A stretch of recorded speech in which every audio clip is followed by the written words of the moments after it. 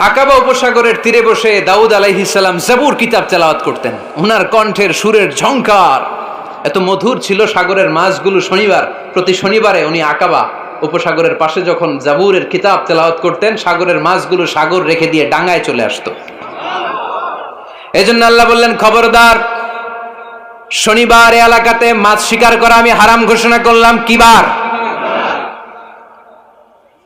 এবার দাউদ আলাইহিস সালামের কওমের লোকেরা কৌশল করা আরম্ভ করে দিল। তারা বলল, আল্লাহ বলছে শনিবারে মাছ ধরা হারাম, খবরদার আমরা মাছ ধরবো না, তবে শনিবার আমরা বেড়া দিয়ে রাখবো।